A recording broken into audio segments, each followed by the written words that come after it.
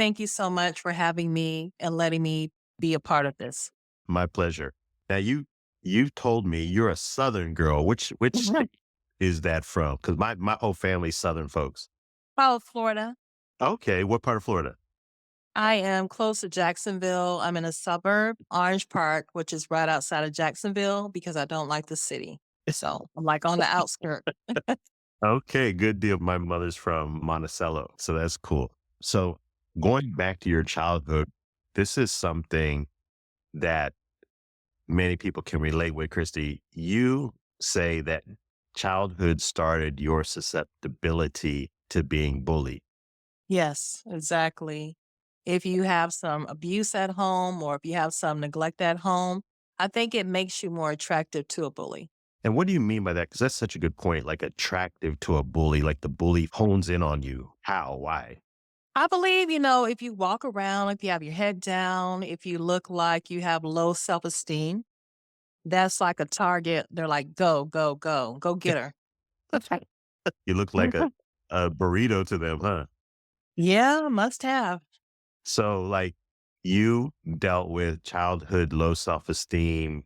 Can you think of an example, like in the school setting, where you could see predators coming at you? It started before I even got to school. It was mostly at the bus stop.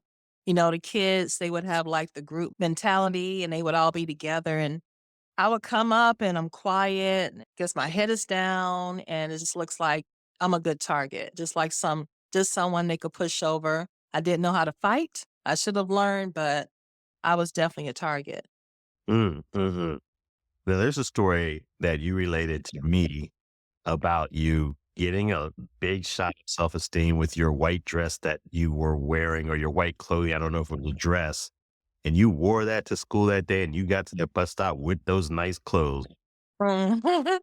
Yeah, what a mistake. I thought I was cute in the house. I got dressed and I thought I was gonna have a good day. I went out, I wanted to go to school and I wanted to be seen. I just wanted some attention. I wasn't getting attention, but I got attention, but in the wrong way. So I think it just looked like an opportunity to push me in the mud to make me look less cute.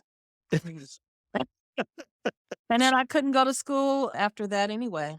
That's like a metaphor for what happens to a lot of us. I'm doing something today, and the other people like, no, we ain't gonna let you do it.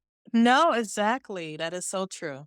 So now let's fast forward a little bit. I mean, you had to eventually leave the school system, the organized school system, you told me. And so you were kind of out of circulation for a while. You pulled yourself out.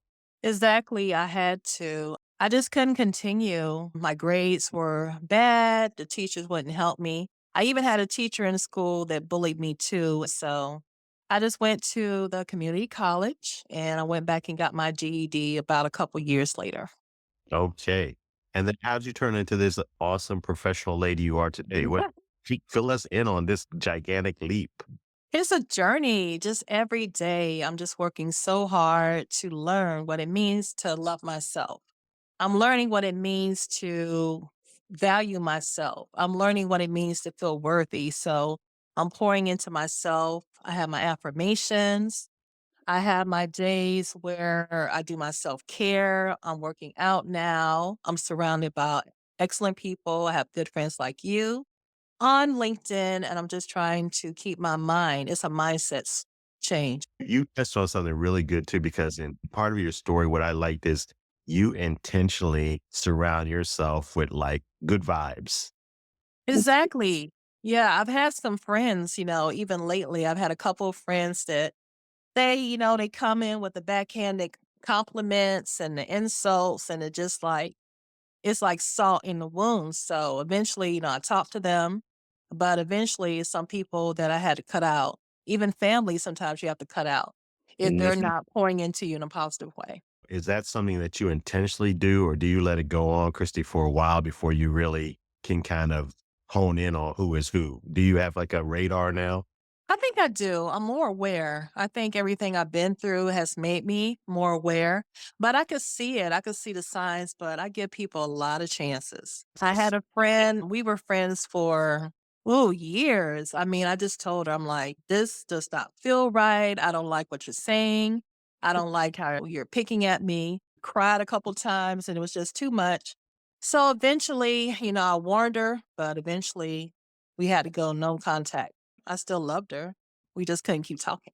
Right, right. Well, I commend you on that because a lot of people would not have just one, given all the chances, two, still cared about them after the fact, and Yeah. three, just cut it off. Yeah, I have to now. I just have to it's assertiveness, it's protection.